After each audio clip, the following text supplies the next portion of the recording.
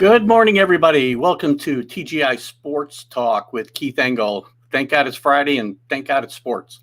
It's a beautiful Friday here in upstate New York. It's going to be a beautiful weekend when we wonder why we're still here.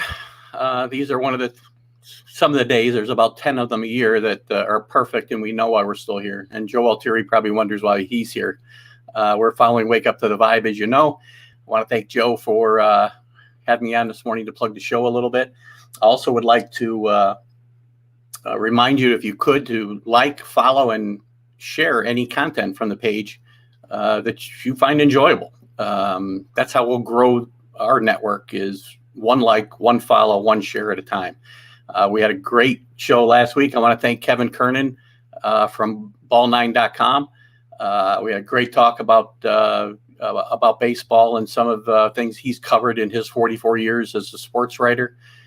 Baseball is his first passion, and we had a great conversation. And you guys, it was phenomenal, the follows that we've had, or the views that we've had to that. So let's turn those views into follows for the page, and we're really going to be on to something here.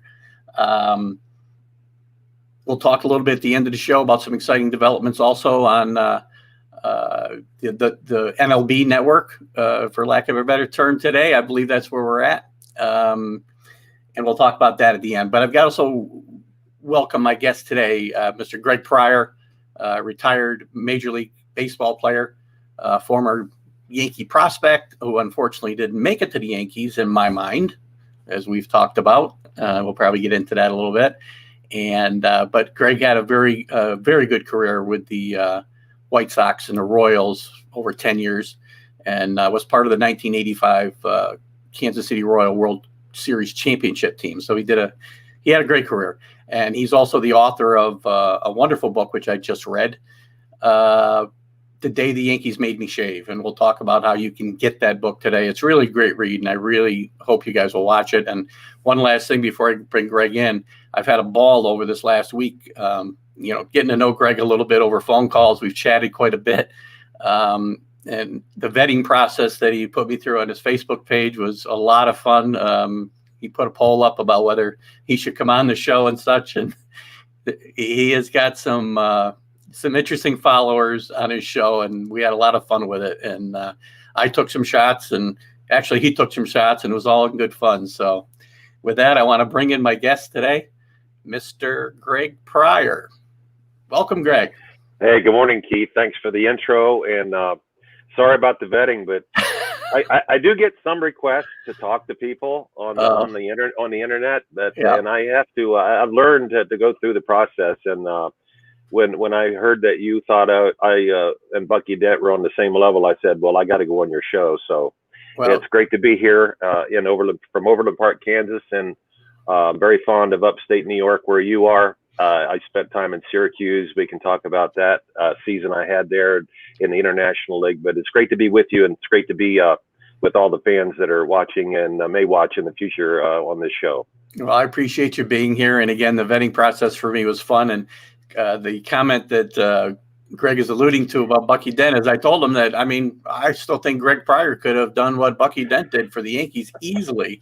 Bucky's a fine player, but if Greg Pryor was the starting shortstop in 77, 78, his name could be different today. And if you guys know what I mean by that, I think. Well, as people know, if they follow my Facebook page, we got some responses from some Yankee fans about Billy Martin making the right decision to let me go and keep Bucky Dent, which I'm not going to argue about, because I can go look at Bucky Dent's records and see what he's done. He was an excellent, consistent ball player, and I think it was perfect what the Yankees did back when they got him. So I'm sitting here as a person to say that Bucky and I played with the White Sox.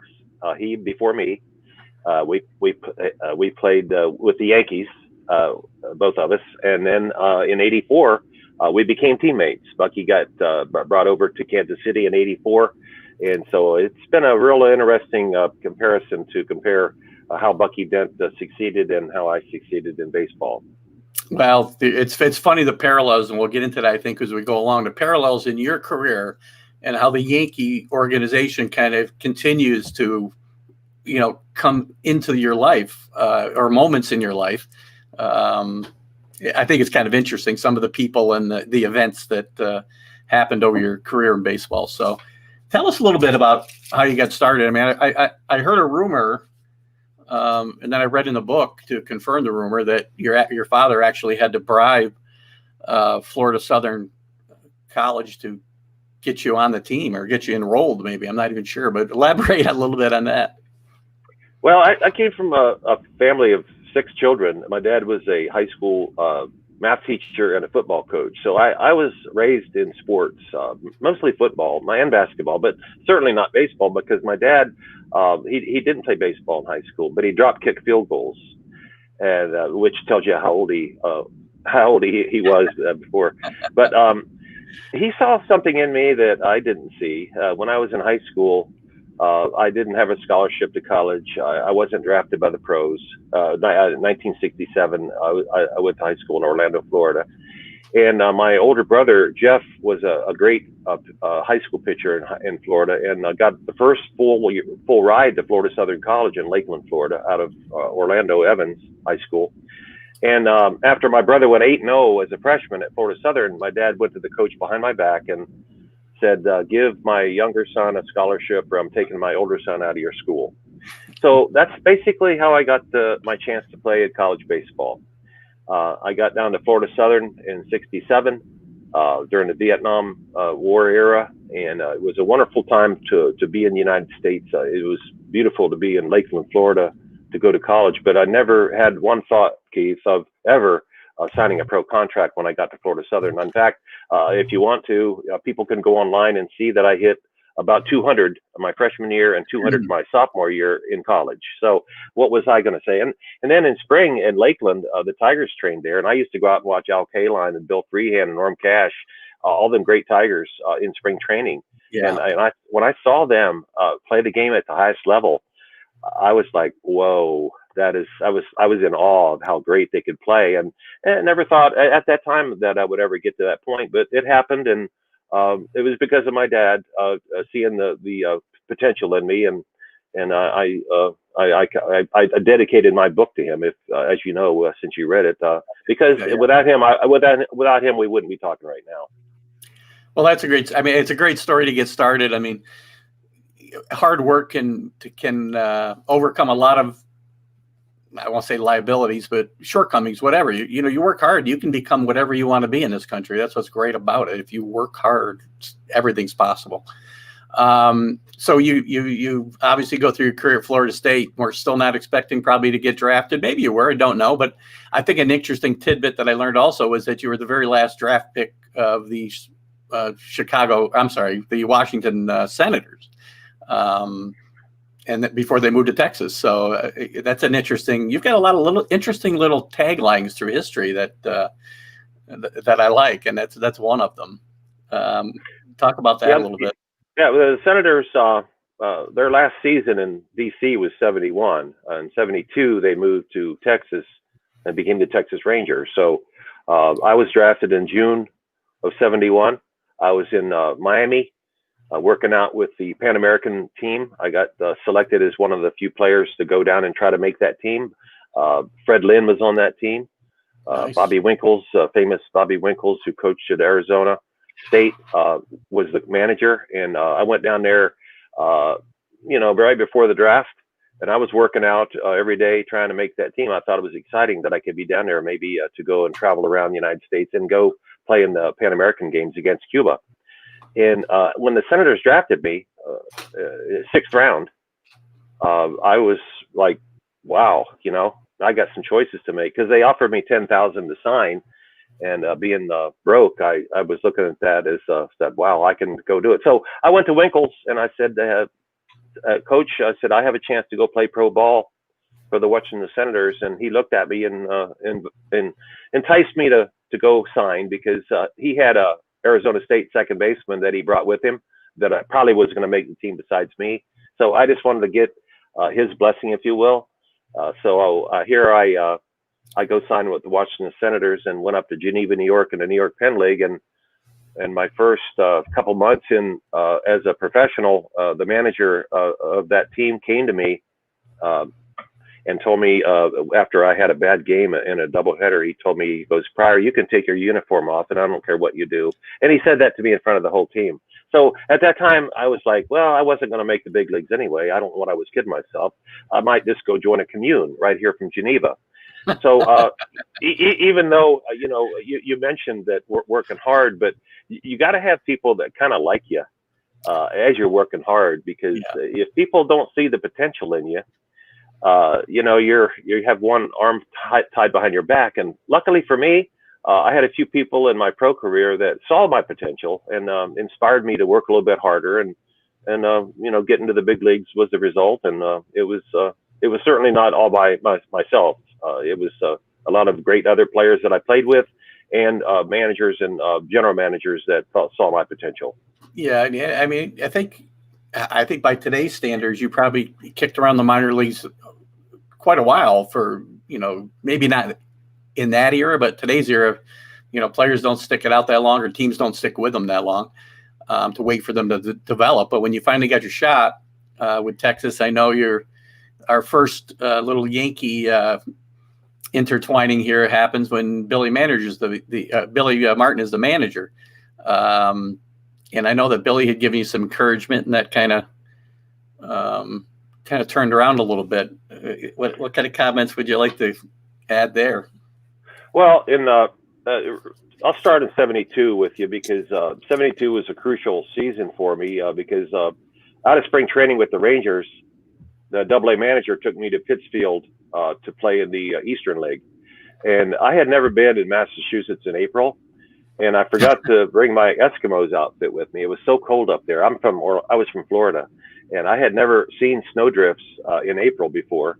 And I saw those, and I'm thinking, what are those? He said, well, the snow hasn't melted here yet. So I spent 6 weeks of trying to warm up, and I didn't do well. So they sent me to A ball. I had to go down to Class A ball. It was I started crying to the manager, because he went out on a limb for me, but I let him down. And but I go to A ball, and then in '73, I got optioned out to the Phillies farm team in Rocky Mount. The Rangers didn't have a job for me. They said, Pryor, we found a job for you in the Carolina League. You can play shortstop for a Phillies A ball team.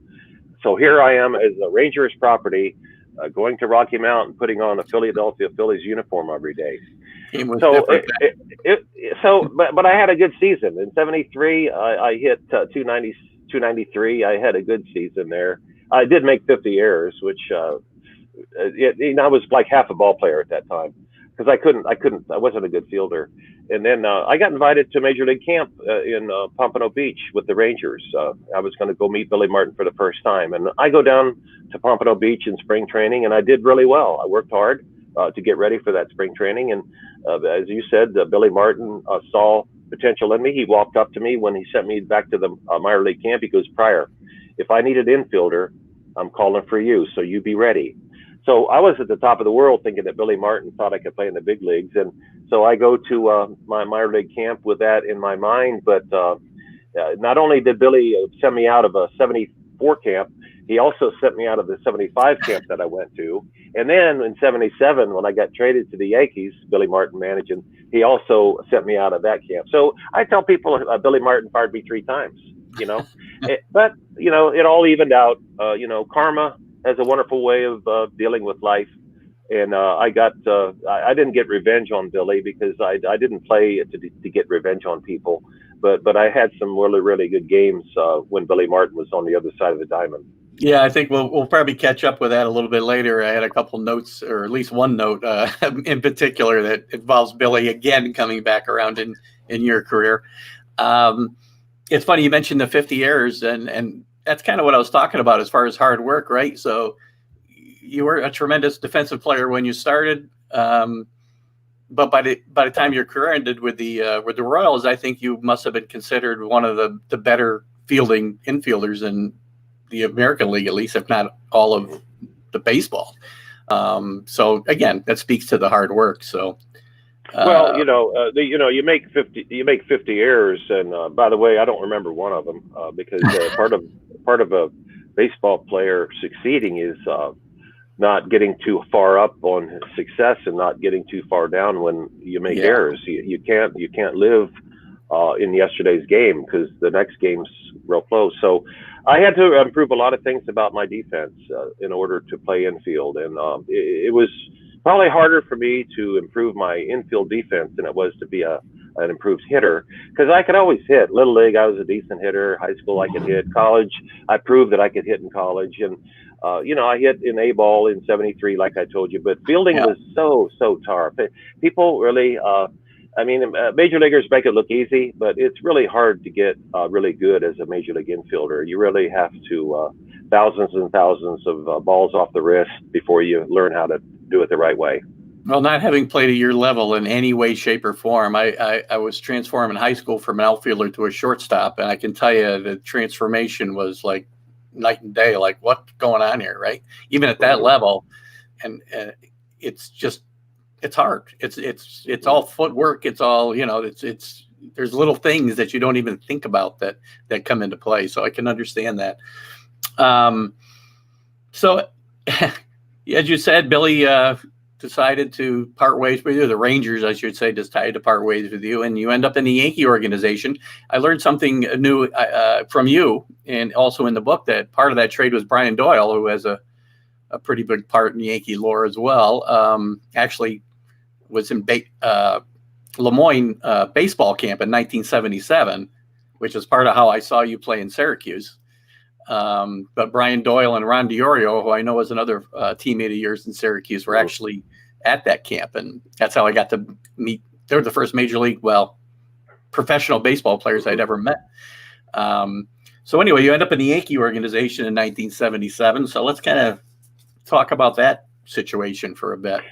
Well, going into the '76 season, I played in AAA in Sacramento, and I got called up to the big leagues for the first time, and I had a taste of big league life. I was up for 19 days in '76, and over the winter, I was expecting to go to the Ranger Major League camp before the '77 season and compete for a job. And when I got a phone call from the general manager of the Rangers, and he said, "Pryor, we've just traded you to the New York Yankees."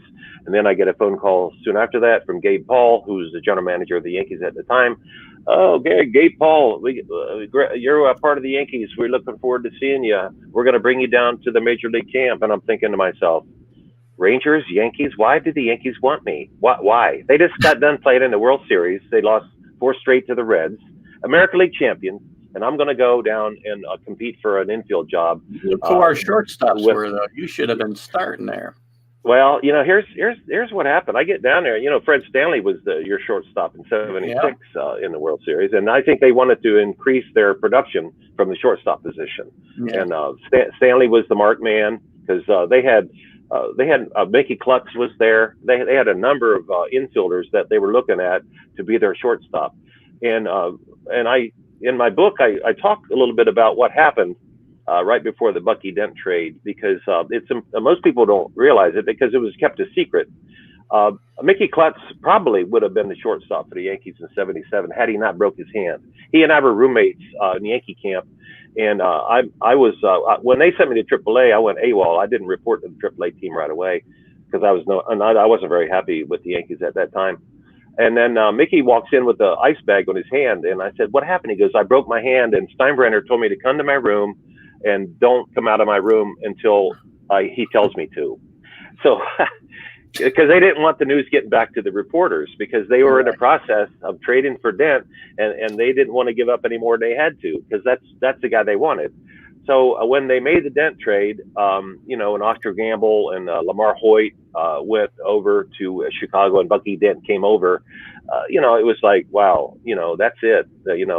I'm dead, and Mickey Klutz is dead because he never played shortstop for the Yankees too much. So I go, then I get sent to Syracuse for my third year in AAA. I was 28 years old. I was broke, and I was not happy, and that's probably the most unhappy I've been in my whole career in baseball, was when the Yankees sent me to AAA, because no offense to people live in Syracuse, but it's not the best place in the world to play baseball in April. it's like raining a lot. You don't take batting practice, and Yeah. but it's AAA. I thought at that time I should have been in the big leagues, and I probably should have been in the big leagues at that time, but that just wasn't my time. My time came later when Bill Beck gave me a chance to play with the White Sox in Chicago, and as you know, I turned down a 2-year contract from Steinbrenner because he found out I was going to be a free agent, but it was nice to be wanted by the Yankees when I told them no. Well, it must have felt good at that point, probably.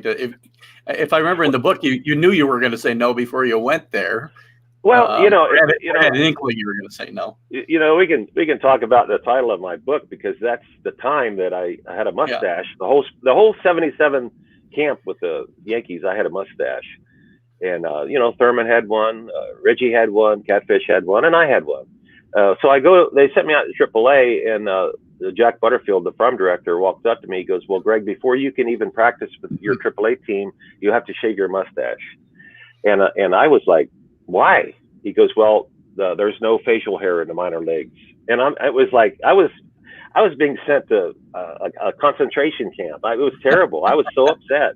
So I had to shave because I was going to start getting paid, and I wanted to get my paycheck. And I knew that if I didn't shave, I was going to be in trouble. So I shaved, and then when I got to Syracuse, I told my manager, Pete Ward, the old third baseman for the White Sox, great guy, Pete Ward. He was wonderful. I said, "Pete, I'm going to be one of your worst nightmares because I don't want to be here." So I organized the mustache revolt in Syracuse. I got all the guys in the clubhouse, and I said, "All you guys are man enough to grow a mustache like Thurman." I said, "You raise your hand right now." And they all raised their hand. They had to. I mean, what are they going to do? Not raise their hand? So I said, "Well, sign this paper." I took the paper around. I had them all sign it.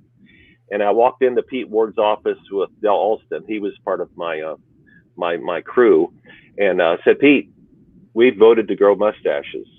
And he just stared at me, and he wasn't happy with me because he said he had to report it to the farm director, and which was going right up the flagpole to Steinbrenner, because it was Steinbrenner's rule. And I think it's fine that ball players look neat when they're playing. But remember the Red Sox World Series team? I think they all had hair growing out of every place on their face. So it's not. It doesn't matter if you have a beard. As long as you can play the game, it doesn't matter. But in the Yankee history, if you look at all those old Yankee pictures, Babe Ruth never had a mustache. Lou Gehrig never had a mustache. Joe DiMaggio never had a mustache. But Greg Pryor was going to organize a mustache revolt in Syracuse. So after 3 weeks of me growing and them threatening, they finally changed the rule, and they allowed mustaches in the whole minor league system. And as I told you, I said I had them. They couldn't release me because the press. I was traded for Sandy Alomar Sr., and he was a pretty well-known ball player with the Yankees, and they couldn't very well say, "Yeah, we had to trade Pryor or release Pryor because he wouldn't shave his mustache." That would have been so embarrassing. Right. So I had them, and they had to change the rule, and then but unfortunately, I was still broke. I was still in AAA. And I was growing a flimsy little thin mustache, right? I really didn't change my position too much. But I found soon after that, I found out that I could be a free agent. And that's when my career, that was the biggest point in getting to the big leagues was when Marvin Miller called me and told me that if I played my year out in Syracuse, I could be a free agent and see if anybody else wanted me. Well, I still find it hard to believe that we didn't get a chance to see Greg Pryor in the Bucky Dent role because Billy was like Sandy Alomar and was mad that you got traded for him. That's amazing to me. Sandy's a nice ball player, but I mean. Well, I think Billy Martin liked Sandy Alomar Sr. And I think that he was traded to the Rangers for Brian Doyle and myself, as you said. Yeah. And I don't think he was consulted, and I think that's one of the reasons why Billy. He was not happy with Gabe Paul for getting rid of Sandy without his permission. And, I think that's one reason why Billy, maybe, I don't know. I never went to him. I should have gone to Billy. I say, "Billy, why don't you like me? Why don't you give me a shot?" Because I got 7 at-bats in the '77 Yankee spring training. And I knew early on that Billy wasn't going to take me. Yeah, well, Billy has well documented that, things that when he didn't get his way, things didn't go well for those people. So, uh, but you do get your chance. Now you get your shot with the White Sox. With Bill Veck's White Sox, and you get a chance to play a lot more. You get a chance to play for a Hall of Fame manager there in Tony La Russa. Well, Bob Lemon was my first manager there. Again, another place to me. That's right. Bob Lemon was your first manager, and I made a note in my head that another place where that symmetry comes in is Bob Lemon is your manager in 1978 with the White Sox, gets fired and wins the World Series with the New York Yankees. Yeah, what a turnaround for him. Right. But no, I was a free agent in November of '77 when I got done in Syracuse, and I got a phone call from Steve Greenberg, whose dad was Hank Greenberg. And Steve and I knew each other from the Rangers, and he said he was an agent, and I hired him as my agent. And since Hank Greenberg and Bill Veck had a lot of socializing in baseball over the years together, Steve said, "Greg, my dad and Bill were close. I know Bill very well. I think you can help the White Sox." So we negotiated a 1-year contract. I went up there, and I was so excited to play in Comiskey Park for '78. And then toward the end of the season, they signed me to a 2-year extension, and I was almost thinking I was a major leaguer. You can get to the big leagues and not be a big leaguer. Anybody can get there. The tough part, Keith, is to stay. That's the tough part. And you have to really adapt to all the new stuff, because the major league ballparks, major league umpires, major league players, major league travel, major league meal money, major league pay, it all changes your life. And a lot of players aren't ready. They're not able to handle it. And luckily, I was able to stay there until '87. Yeah, we've seen a lot of players that have come up and had these great debuts, right? Yankees have had their own share of them, and as every team has. And you think you've got the next Georgia Brett, whoever, right? And they just don't pan out. The longevity isn't there. They're gone in a year or two. They have that great burst, and as you say, it's probably adjusting to all that other stuff on the peripheral that is so much. Well, on the Yankee team now, I've always liked that Frazier kid. I've always thought that if you give that kid 500 at bats, he's going to do some damage. People say, well, he can't play outfield. Well, I played with a lot of guys who couldn't play defense. Yeah. That you don't get the bat hit through the strike zone like that kid can very often. And I'm hopefully he's going to get his shot, because he should have been playing in the big leagues. Last year, 2 years ago. I think the kid had the best potential, and unfortunately, maybe his personality kept it from him. But that's just an example of somebody that has the ability that doesn't have a chance yet. That's a great example. Actually, I just hope it doesn't come at the. As a side note, I hope that chance doesn't come at the expense, meaning Aaron Judge is hurt for the entire year. So, what was it like playing for Tony La Russa? Well, Tony was an interesting man that I found out after I got done playing baseball. I started investigating his career. He played 13 or 14 years in the minor leagues, and most people don't realize that. And I think that his success had something to do with all the time he spent in the minor leagues watching games. Because in baseball, you get a subconscious something in your subconscious clicks in if you have the right kind of brain as a potential manager. Because when he was brought up to manage the White Sox, he was only 34 or 35, very young to be a major league manager. But Bill Veck gave him a chance, and one of the greatest decisions of Bill Veck's career was to get Tony La Russa as a manager, because he went on to win the third most games in the history of baseball. I mean, that's a pretty good hire. Unfortunately for the White Sox, not all of them were with them. But haven't been around Bob Lemon, haven't been around Larry Doby, haven't been around Don Kessinger as managers in Chicago. Tony was about as green as you could imagine as a major league manager when he started, and sometimes he would get ready to go out of the dugout to go out and argue on the field. And he would turn around to us on the bench and he'd go, was the outer safe? He was on his way out, didn't know which way he was going to argue. He was getting last minute votes on his way out to go argue. And we got the biggest kick out of it, because I played with Jim Morrison in Chicago, and I said, Mo, man, if he ever does that again, you say out, I'm going to say save, okay? We just say the opposite.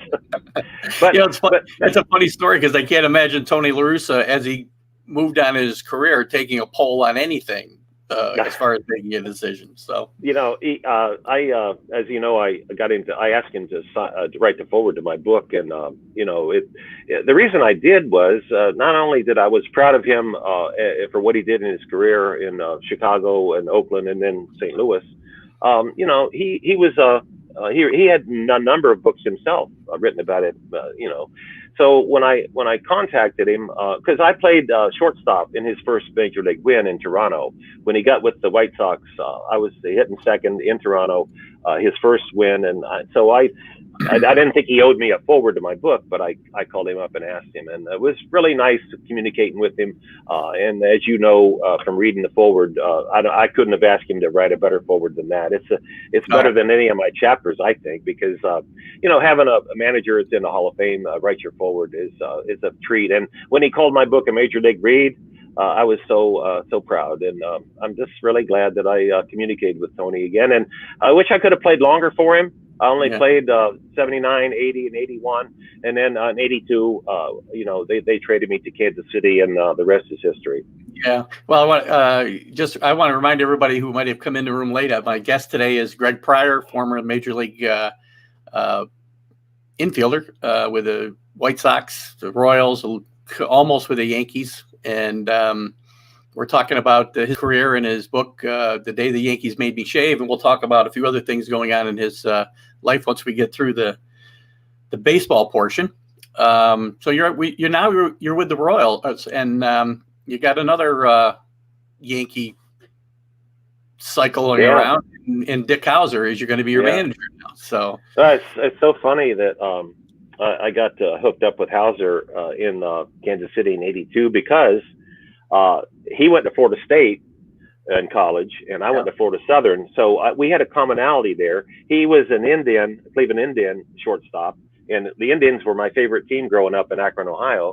So, I felt a little kinship with Dick Howser when I went to the Yankees in '77. So, funny story, I think I mentioned in my book that when Billy wasn't playing me in '77 spring training, I went up to Dick Howser, and I was desperate. I walked up and I said, Dick, Greg Pryor, I said, I'm glad to meet you. I know about your career. I said, can you tell me what an opinion about why Billy Martin is not playing me here in spring training? And he looked at me, and it was an unfair question for him, putting him in the middle, but I didn't know what else to do. I wasn't going to go to Billy.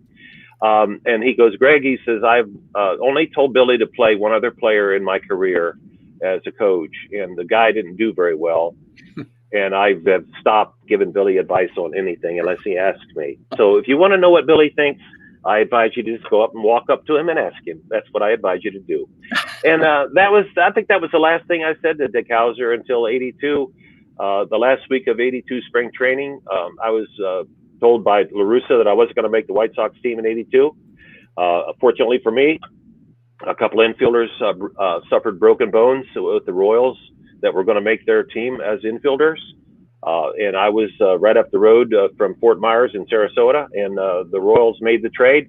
I got told to go report to the Royals the next day, and it was a team I really didn't like that much at the time because they were a darn good team in the late '70s. What a great teams they had there, and I really looked at them like competitors. Now I'm going to go to work for my competitor, which was a weird feeling because I was going to meet George Brett for the first time, and it worked out. I got there. It was a nervous time because you have to go and perform in front of really all-star players. That season they put 8 people in the All-Star game in Montreal in '82. The manager, Dick Howser, the trainer. Then they had Amos Otis, Hal McRae, Dan Quisenberry, George Brett, Frank White. And who am I missing? Willie Wilson. Oh, yeah, great player. Yeah. 6 players on our '82 team went to the All-Star game. And when I was with the White Sox, we only had one guy, and that was Chet Lemon. So here I am surrounded by All-Stars, and I have to go and do my deal. So it worked out. 5 years. Got my World Series ring here in '82 or '85 because I was with a good team. There's only a certain amount of people on the planet who have one of those, so that's that's an accomplishment in itself. So congratulations on that. Yeah, thank you. You and Hauser had something else in common. You both got screwed over by the Yankees, obviously. Hauser wins 104 games wherever they win in 80 and gets swept by the Royals before you're there, and he's gone in a second. It's amazing the way the life was with the Yankees back in those days. But it worked out in Dick's favor, obviously, getting to the Royals and winning a World Championship, and you getting to play for him. So I think that's one of Steinbrenner's most emotional wrong decisions, just letting Dick Hauser go. I agree. Because if you win 100 games as a manager, how can you get fired? Just because one team played better than the other team in the American League Championships. I mean, it was the worst time to fire Hauser, but luckily for the Royals, they hired Dick after the strike of '81. He went in and was there 81 through '86, and he won a lot more games than he lost in Kansas City. That's for sure. Yeah, and he's certainly not a guy that there's not a lot of those, I guess, in baseball that you don't hear a bad word about Dick Hauser really at all. I'm sure somebody's got one, but you might have one. No, when I got into pro ball, you didn't talk to your manager back when I played too much. Yeah. You didn't go in the training room because you didn't want to get a bad reputation about being injured all the time.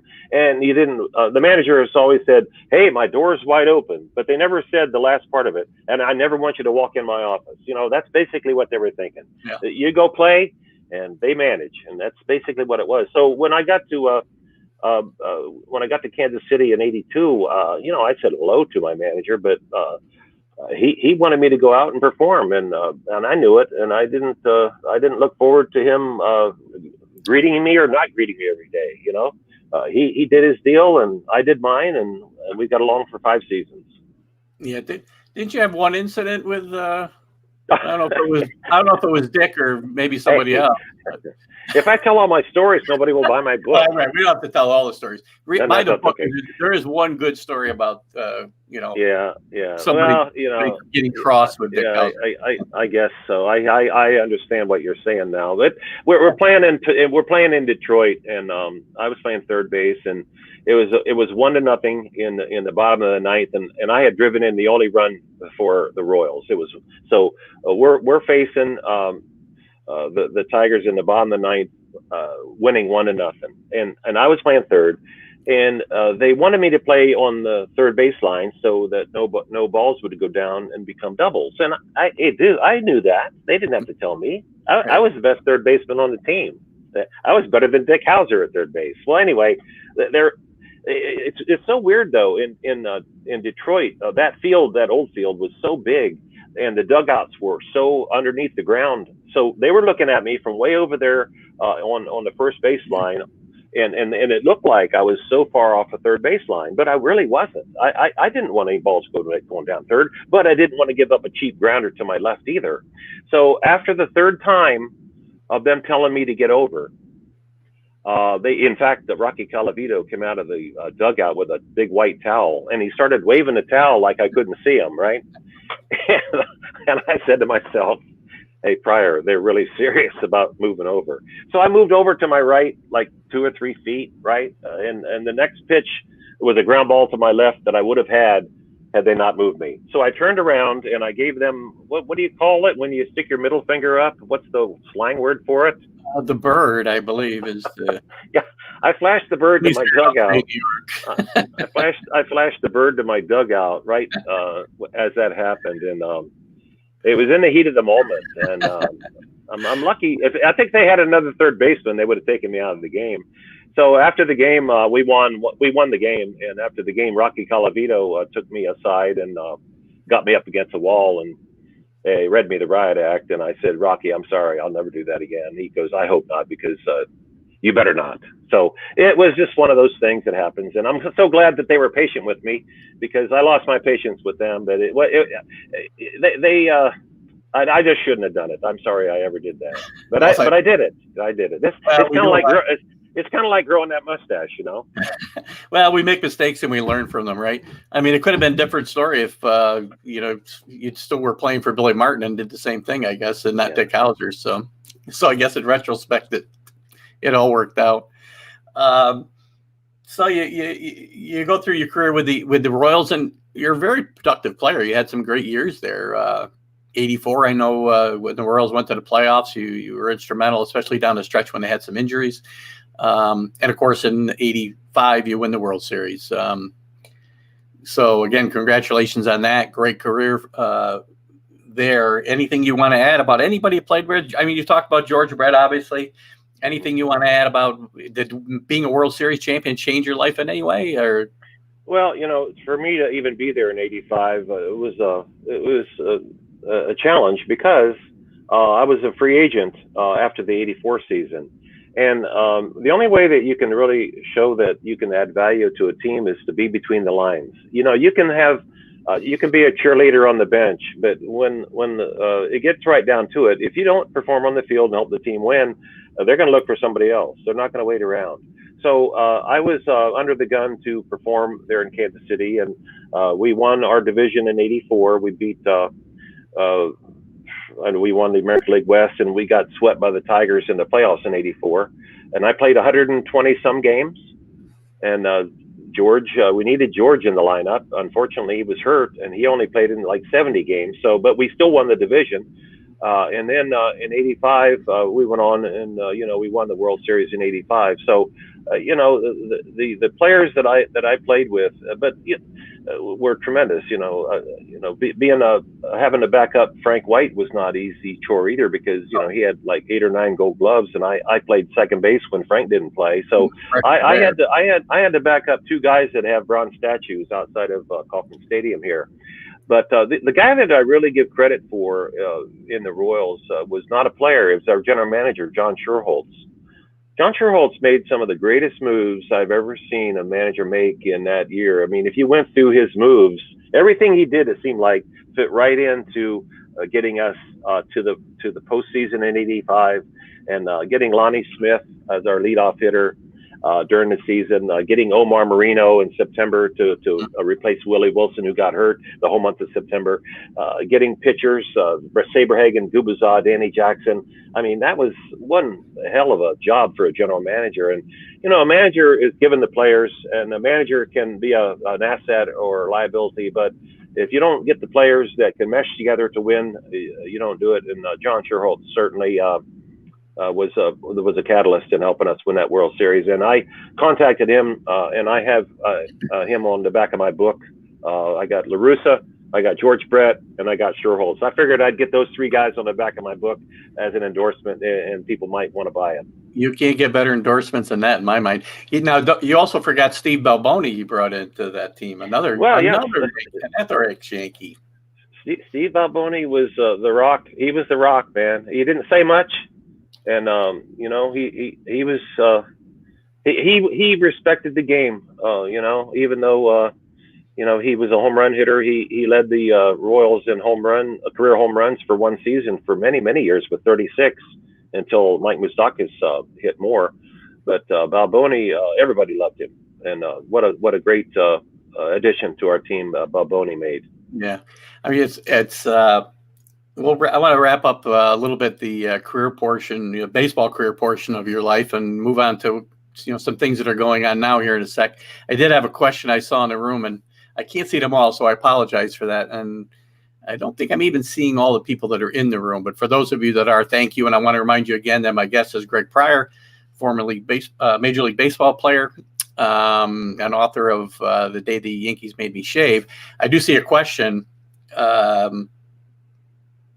And I know you were on this team, so they're asking if there was any story about the Pine Tar game, obviously. And I know you ended up finishing up that game for George. Well, it was a Sunday day game in '83, and it was a normal game in Yankee Stadium. We were losing going into the 9th inning, and George goes up with a man on first base. We're down by 1 run. He hits the home run. And everybody was excited, especially me. And let me tell you quickly why I was more excited than most people. That's the only time in my career, Keith, that I was in the bullpen. Little league, high school, college, pro, I was never in the bullpen.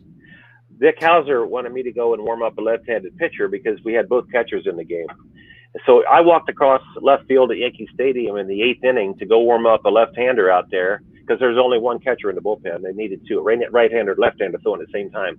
So he says, Pryor, go out and warm up Don Hood. So I'm out there warming up Don Hood when George hit the home run. And Don Hood was throwing like aspirins at me in the bullpen. I was being tortured because that's why I didn't become a catcher, because it's a hard job. And my hands getting all burned up. So when George hit the home run, I'm thinking, oh man, great. I can sit down now. I don't have to do anything, because Quisenberry was going to go in the game to save the game, right? Right. Well, everybody knows what happened next when Billy came out and challenged the umpires to look at the bat to make sure that the pine tar was within reason. And unfortunately, Tim McClellan, the home plate umpire, ruled erroneously, as it turned out, that the pine tar was too far up. They canceled the home run, and the game was over. And we all left the bullpen to go to the clubhouse because they disallowed the home run, which was the third out. So I'd taken my catcher's glove across left field, Yankee Stadium, into the dugout. I get into the clubhouse, and there was like 50 reporters around my locker, which is right next to George's locker. And I knew I couldn't sit down, so I had to wait like a half an hour, 45 minutes. And I ended up going over and making George feel a little bit better about it. But fortunately, the American League president overturned the ruling. We had to go back in to finish the pine tar game like a month later. I don't know, 5 weeks later. We flew into Newark. We took a bus to Yankee Stadium. There was still 2 outs in the top of the 9th because they counted George's homer. So I had to get dressed out. Everybody got dressed out. I played third base in the bottom of the 9th in the pine tar game. Quisenberry got him out 1, 2, 3, and we go back, get our clothes on, go back to Newark, and fly to Baltimore to open up the next night. So it'll never happen again. And I'm just happy that I was a small part of it. And I got to see Don Madden play second base for the only time in his career. Yeah, Well, I was wondering why Billy didn't think he could win that game. I think I was shocked myself. He kind of gave up on that, and I just wish that he had tried to win. Yeah, I think he was trying to make a point by losing the game. I really do. I can't read Billy's mind, obviously, but anyway, as we move into the more recent times in your life, let me wrap it up with my whole comparison with Greg Pryor and Bucky Dent. You made a comment earlier that the Yankees wanted a little more offense at shortstop than Fred Stanley. Well, Greg Pryor, some of this you gave me, some of this I kind of got myself, but Greg Pryor had 3 walk-off home runs. Bucky Dent, I don't do math well, but I think 0 is a number. Bucky never DH'd in it. Bucky never DH'd in a game. Greg Pryor DH'd in games. So I think we could have won some World Series with Greg Pryor. Bucky Dent had over 600 at bats in several years. Yeah. I'm not going to sit here and say that I was a better shortstop than Bucky Dent, but everything's all mental in the game. Baseball's a mental game. Yeah. And who knows if I had put on those pinstripes in '77 as an opening day shortstop for the Yankees, I might have, who knows what could have happened, right? I think it's funny. We were talking earlier about the poll you put up in your room and the tough crowd. You said a post yesterday that just cracked me up about how do you think you compare yourself with Bucky Dent? And he's a matinee idol, and you look like somebody who was on a Dateline show about serial killers.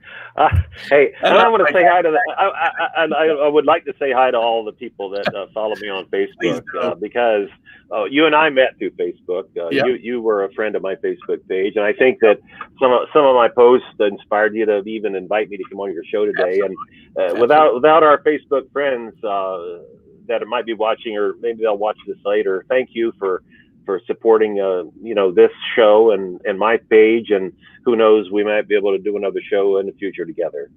I would look forward to that, actually. Maybe we can talk more about the things going on today. So we talked about the book again. The Day the Yeah. Yankees Made Me Shave. If you want to talk a little bit about how people can get it, we can certainly Yeah, do that. here's the book, The Day the Yankees Made You Shave, and you'll see the forward by Tony La Russa there. They can go to my website, thedaytheyankeesmademeshave.com, and anybody that orders that book, I'm going to autograph one of my rookie cards. That's a Yankee Stadium picture there in the background. That was taken the day that Reggie hit the home rn. They handed out the candy bars. Remember when they had Reggie Day? That was the day that I'll sign that autographed card, and then I have another little card that I sign and send out with my books. And on the back of it, it's got 21 tips on how to be a better ball player. I send that out to young kids that get it. But the book, The Day the Yankees Made Me Shave, it's available on Kindle, and also if they want an autographed copy, they can go to my The Day the Yankees Made Me Shave. .com and order it. And then there's my buddy who great picture. Yeah. And then George signed my book here. Who's that guy with Greg Pryor? Oh, that was George. Yeah. I was saying, who's that guy with Greg Pryor? Yeah. There's George signed my book. Your pal forever, George Brett. And I had him sign that in fantasy camp. So I can't sell this, so I'm keeping this one. But I'd love it if people would buy. I got 100 rookie cards, so after I run out of my rookie cards, I don't know if I can get any more or not. But I got 100 rookie cards to sign and send with books. So hopefully people will get an autographed copy. That's a great deal. I will tell you again, everybody, it is a great read. And there's a comment here, might have been from one of your Facebook people. I'm not sure. Joy Harrison Hoffman. That's a great book. So there's another endorsement from one of your I don't want to talk more about what's in the book, obviously, except to say that there's some great chapters in there. I think it's really cool that you talk about how you met your wife. In the future. If I do another book, I'm going to tell the rest of the story about how we got married. So I didn't tell the whole. I have another 27 stories, and if I sell enough of my first book, I'll probably write another book. Yeah, I think it's I didn't even talk about Bo Jackson in my first book, and I played with Bo, and there's a lot of stories about Bo Jackson that I'd love to tell. You did get Ron Bloomberg in there, which I was happy to see. Yeah. He was one of my favorites when I was younger. I've been trying to get Ron on the show, and he's gotten very popular all of a sudden. I'm not sure why, but he's got a lot of stuff going on. So I think the way that our existence in this country, with the sports being rearranged for us, has allowed conversations from older players to be more interesting, because baseball has been changing, and some of the people in the country are questioning some of the changes that are being made. And I played in old school baseball, and my book, it talks about old school baseball, and I think that's what people remember, and that's what they like. Yeah, I agree. It's a great book. Please, everybody, get out and get it. Keep Greg going, so I got more to talk about when he's got another book coming out. That's what we want. So, what else? Go ahead. Sorry. Well, I'm just going to tell people about my company, what I do. My wife and I, here's a brochure of my company. It's called lifepriority.com. And I've been in the health and nutrition industry now since 1991. In 94, we formed lifepriority.com. It's a nutritional company. And I met these people. In 91, and they wrote this very thick book on how to slow up the aging process. And I started, I really didn't want to be in this industry when I heard about this, but I started talking to myself, Keith, and I said, well, if you don't put in the things that your body's needing to stay healthy, where are you going to get it from? So logic got me into the industry. And if people want to go to my website, this is one of my products here called Lift Caps. It helps you get up at 7 o'clock in the morning and be coherent when you're talking to famous people like you. If they want to put in the code word shave on my website, I'll ship it for free. So anybody that hears this show, if they want to write the word shave down, use it in their order, they'll get free shipping. And I got lift caps and also another product here called Mind. So there's things that you can do to help your thought processes, and I'm excited that people can look at my company, Life Priority, at lifepriority.com, and and they can get in touch with me and ask me questions about their health, and I'll be glad to talk to them. That's great, and I'd love if there's anything you want to send. I'll share on the Facebook page as well, as far as any of that contact information or anything about the company or the products. I'll be happy to share it and try to get in front of some more people. So it's great that you're doing some things in your life, and you've also got some other charities and or some other charity. That's a business. Let's talk about charity. So you're involved with the fish program. Can you talk a little bit about that? Yeah, I met Paul Chapa, who started FISH. It stands for Friends in Service of Heroes. And he provides animals and wheelchairs to veterans that have served and that are in need. And it's a wonderful local charity, but it's expanding. And I met Paul, and I've met some of the people that he's helped, and it's really encouraging that people like Paul, there's a lot of charities out there for veterans, but FISH, Friends in Service of Heroes.com, if people want to go there and check that charity out, that's one that I support. And I love helping those who've served us in the armed forces. Well, we thank them all for their service, and I think people like you who, show an interest in helping them is commendable for sure. So thank you for that. Anything else you want to add, Greg, before we finish?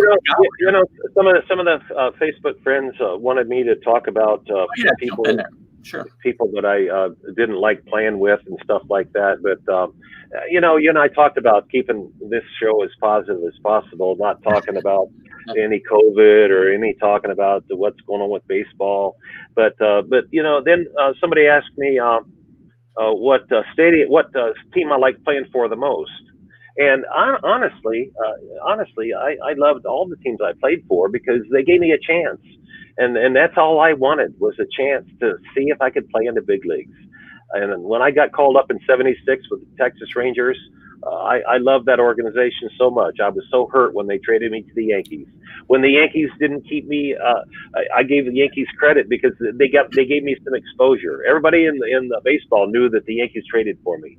When I went with the White Sox and I got to play in Comiskey Park on a field where the 1933 All-Star Game was held for the first time, and knowing it right across home plate, Babe Ruth and Lou Gehrig stood in the All-Star Game, I was like, how could it get any better?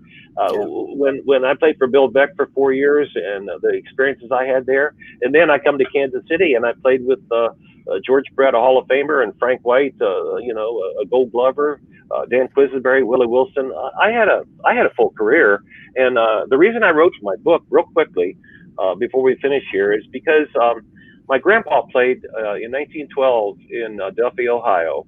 And I don't even know the name of his team. I just know they had Duffy on the front of their jerseys. And all I had from my grandpa was Duffy and pictures of 13 guys in 1912 before my dad was even born. He was playing baseball. Well, so I had all these stories that I've told some of them on your show here. But if I didn't write them down, they might go with me when I'm gone. Yeah. So now I know that these stories were going to live no matter where I am, and I'm so excited that I got it done because it wasn't easy to write a book for a guy that failed sophomore English at Florida Southern, but we got it done. We picked 27 out of 100 stories to put, and I'm excited that the people that have purchased my book and read it and liked it. And anyone that's watching the show certainly would. I'd be glad to personalize your book to you. So I'm happy to be able to share it on this program and at the day the Yankees made me shave.com, and they can contact me through that website if they want. Well, I'm glad to hear there's 73 more chapters to go. So that's awesome. That'll be great for the rest of it. And I mentioned in a little promo I put up last Sunday when I did a quick informal promo for you appearing today. To me, and it's obvious your gratefulness for the career that you had, right? And that's one of the things that I like because, all the talk is about the superstars, right? But to me, the Greg Pryors of the world that make teams go, especially good teams. And guys like you don't get the recognition you should get. So I'm happy to do my little part, my little tiny little piece of the universe here, live from East Greenbush, New York, the first streaming webcast ever from East Greenbush, New York, as far as I know. I think I could make that claim. So I'm glad that we could, showcase you and your book here today, and hopefully we can do it again sometime. So. Well, thanks for being a friend on my Facebook page, Keith, and thanks for asking me to be your second guest. I mean, it's an honor. You manage people in your life, and it shows because you're a cool customer, and it's wonderful. And sorry if I betted you too hard, but No, it was fun. Believe me, I had fun. I had fun with the whole process. I really did. As soon as I get off this show, I've got to go to my day job like you. So. Right? I know. So listen, I'm going to let you go, and I'm going to wrap up the show. And if you want, we'll chat for a couple of minutes. Okay.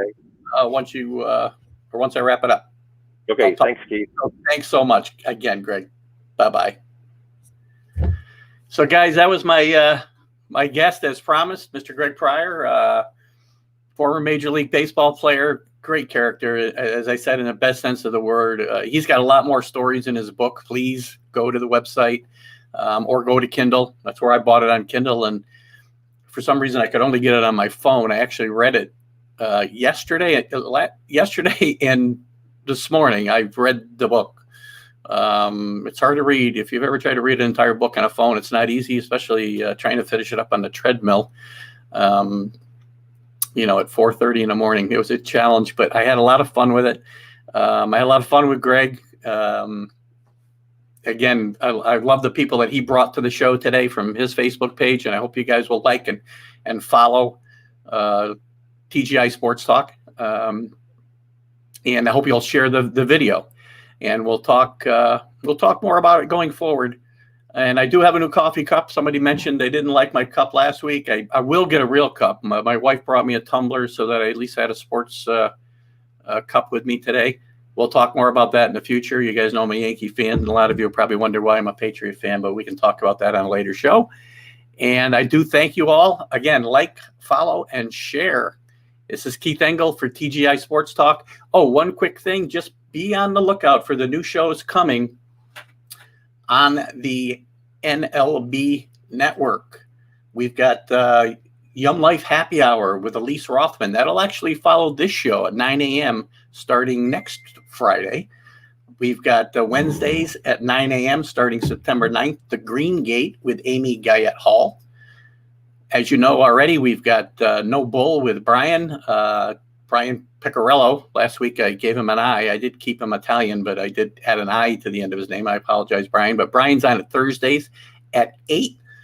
We have Relationship Transformation with Elise starting on Wednesday, September 2nd. Lots of stuff going on here at Wake Up to the Vibe. And Joe's got a new show too, and unfortunately, I am not finding the information on that one right now, but I'll share that at a later date. I'll be here next Friday at 8 a.m., immediately following Wake Up to the Vibe with Joe Altieri. So continue to watch things grow here. There's a lot of good things going on, as Joe's talked about on his show, and I'm excited about the future, and I'm excited about this. If it's not coming across the fun that I'm having, I'm not doing my job. We've had 2 guests, and I had 2 tremendous guests. I thank Greg so much for coming on today, and I'll say goodbye now. You guys have a great weekend. I hope it's going to be as beautiful where you are as where I am. I do have a little milestone event coming up in my life this weekend. Some of you may or may not know about. You can feel free to ask if you like, but I will keep it at that. I tend to enjoy myself this weekend. Goodbye, everybody. Have a great rest of your weekend. Bye-bye.